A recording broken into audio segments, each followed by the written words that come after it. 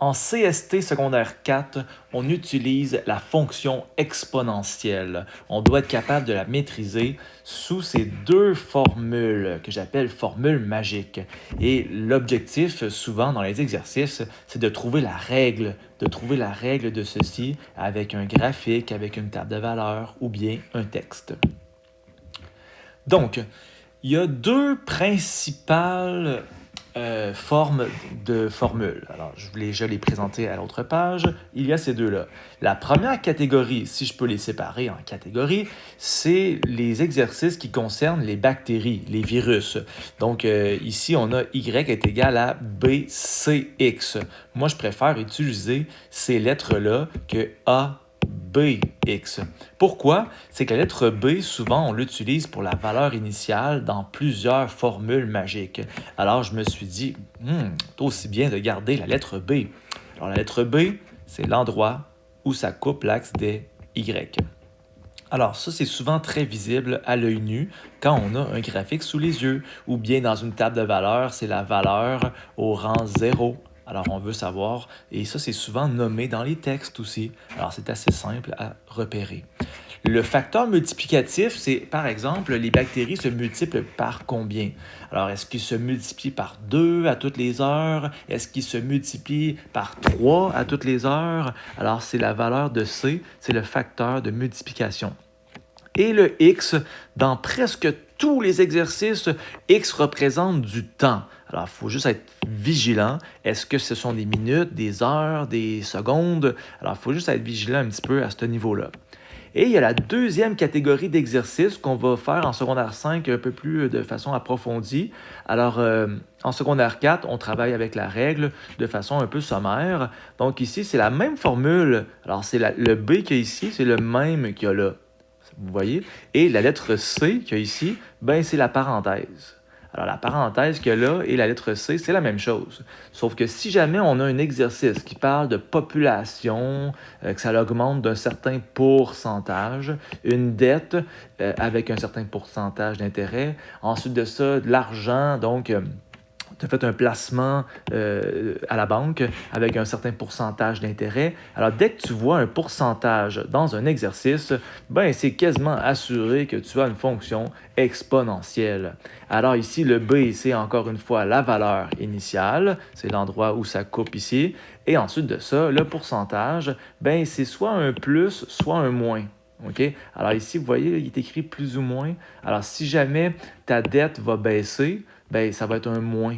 Si jamais la population de la ville baisse parce qu'il y a une usine qui est partie, par exemple, puis ça fait baisser la population, ben, tu choisis le moins et non le plus. Et le X, c'est encore le temps. Alors, il y a trouvé la règle, les exercices, il y en a trois principaux. Alors, avec un graphique, avec une table de valeurs ou bien un texte. Alors, première sorte. Alors, avec le graphique, allons-y. Alors, ici, on a un graphique déjà fait, donc comme ça ici, boum, et on voit finalement que ça nous donne ici la formule, je l'ai déjà écrite à la fin, sauf qu'on doit la trouver. Alors, dans un graphique où est-ce qu'on a juste 2 points comme ça, ben, la première étape, si je peux dire, c'est de trouver le B. Alors, où est-ce que ça croise? On voit que ça croise à 6, alors le B est égal à 6. Ensuite de ça, vous avez le C. Donc, comment faire pour trouver la valeur de C dans la formule BCX? C'est quoi qui va là? Okay? Alors, moi, ce que je te propose d'utiliser, c'est C-boîte. J'aime ça dire ça. C-boîte. Et dans la boîte, il y a des gens qui vont se dire, ouais, c'est qu'est-ce qui va dans cette boîte-là? Alors, ce qui va dans cette boîte-là, c'est tout simplement la distance entre les X. Vous voyez? Alors ici, il y a le 0, ici, il y a le 3. Alors c'est une distance de 3. Alors c'est 3 que je vais mettre dans ma boîte. Alors c'est ça que j'ai écrit ici. Alors C exposant 3, c'est Y2 divisé Y1. Alors bien sûr, le Y2, c'est celui qui est plus à droite. Alors le 162, il va là. Le 6, il va en dessous. Okay, alors, celui qui est à droite va sur le top et celui qui est à gauche va en dessous. Et finalement, quand on fait cette division-là, ça fait 27. Okay? Alors, je l'ai écrit ici. Et ensuite de ça, ben, moi, ce que je veux, c'est C tout court. Okay? Alors, ce n'est pas C exposant 3. Et ça, pour enlever un exposant 3, tu dois faire la racine cubique. OK? Alors, sur la calculatrice graphique, et il faut que tu te pèses sur Math, comme ça ici. Et là, ben, vous voyez, c'est le chiffre 4. Alors, je reviens à mes moutons. Alors ici, ça nous donne C est égal à 3. Ça veut dire que c'est un 3 qui va là, puis le B, bien sûr, c'est le 6. Alors, ma règle, c'est 6 fois 3 exposant x. N'écrivez surtout pas 18. OK? Donc, l'exposant x, il va juste avec le 3 et pas le 6. Alors, tu n'écris pas 18. Bien, bien, bien important. Et chose que je te propose de faire par la suite, c'est d'aller l'écrire dans ta calculatrice graphique 6 fois 3 chapeau x. Et quand tu vas voir la table de valeurs, tu vas voir 0,6 et tu vas voir 362. Yes! Et là, je peux te poser des questions. Après 10 heures, j'ai combien de bactéries? Ah, ben j'en ai 354 294. Quand est-ce que j'ai 200 bactéries? Ah, ben c'est entre 3 et 4 heures. Alors, on le voit quand même assez bien avec la table de valeurs. Deuxième sorte d'exercice.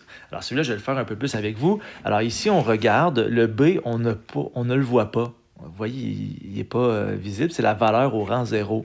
Et là, on n'a aucune idée. C'est entre les deux. Là. Alors, c'est pas OK, je vais diviser ça en deux, puis c'est entre les deux piles. C'est aucunement ça. Alors, finalement, tu n'as pas le choix de trouver le C en premier. Alors, on y va. On va calculer le C. La distance entre ces deux choses-là, ici, c'est bien sûr une distance de 2. Ça veut dire que c'est 2 qui va en plein milieu de la boîte. C exposant 2 est égal à 25 sur 100. Okay, pourquoi j'écris 25 sur le top? Lui est à droite, je le mets en haut. Lui est à gauche, je le mets en bas. Et ça nous donne finalement C exposant 2 est égal à 0,25. Et quand tu fais la racine carrée de ça, ça donne 0,5. Alors, on fait la racine et ça donne 0,5. Alors, là, ici, vous voyez, je connais le C et je ne connais pas le B. Ça va? Alors, ici, Y est égal à B fois C exposant X. Alors, je vais écrire la valeur de C comme ça ici, dans ma formule. Et rappelez-vous, quand on est bloqué dans une formule et on a une lettre qu'on ne connaît pas, ben, il s'agit de faire pronom. Et c'est ça la twist. Alors moi, ce que je vais prendre idéalement un point dans ma table de valeurs où est-ce qu'il n'y a pas de négatif, pas de chiffre à virgule, et je me rends compte que finalement, le plus simple, c'est celui-ci, c'est 1,25. Sache que si tu veux prendre celui-là, ça marche quand même, ça va faire la même affaire. Alors bien sûr, ça c'est le X, ça c'est le Y. Alors on s'en va les remplacer à la bonne place. Donc 25 est égal à B fois 0,5 exposant 1. Alors, exposant 1, c'est comme s'il n'y avait rien du tout. Alors, c'est 25 est égal à B fois 0,5. Et on divise comme ça ici de chaque côté. Ça nous donne 50 est égal à B. Alors, ma règle, 50 fois 0,5 exposant X. Encore une fois, si je veux vérifier ma réponse, hey, j'ai-tu la bonne fonction? Wow! Donc, est-ce que j'ai la bonne fonction? Ben, tu peux rentrer ça dans ta calculatrice graphique et vérifier est-ce que j'ai la bonne table de valeurs. Alors, j'y vais. Donc, j'ai écrit ceci, 50, 0,5 exposant x, et je vais voir ma table de valeurs et je me rends compte qu'effectivement, okay, on voit moins 1, 100, 1, 25, 3, 6,25. On voit que tout est correct. Comme ça ici. Et ensuite de ça, troisième sorte d'exercice, c'est avec le texte. Alors avec le texte, comme ça ici, ben, supposons que j'ai 20 bactéries, comme ça ici, ça quadruple. Alors j'ai bien sûr Y est égal à 20 multiplié 4 exposant X. Ça va? Ensuite de ça, si jamais on a un exercice du style population et pourcentage, ben on utilise la forme comme ça ici avec un pourcentage. Alors B, 45 000 personnes comme Victoriaville, exemple. Alors Y est égal à 45 000.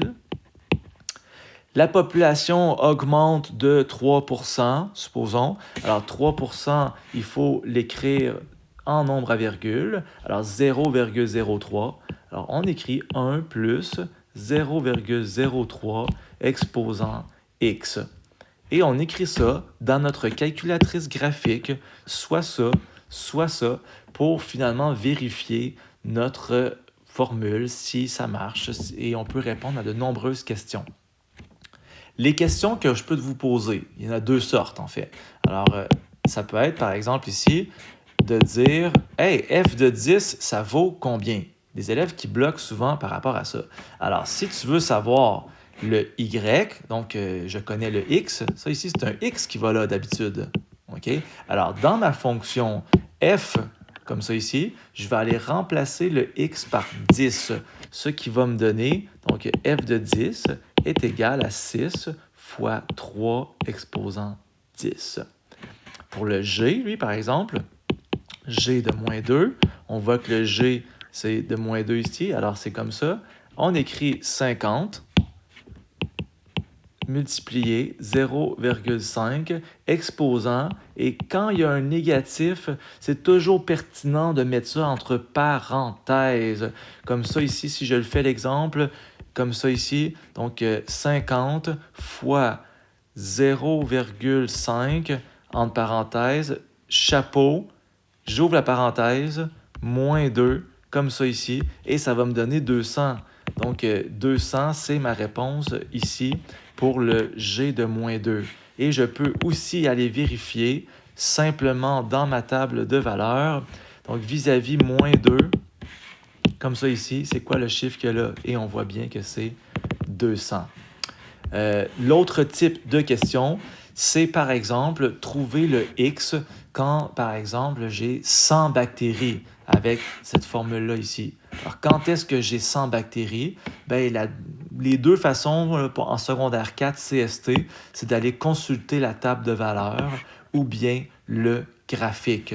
Alors, si je retourne dans mon graphique, ici, ma table de valeurs, en fait, quand est-ce que j'arrive à 100 bactéries? Alors, pour la formule numéro 1, c'est 6 fois 3 chapeau X.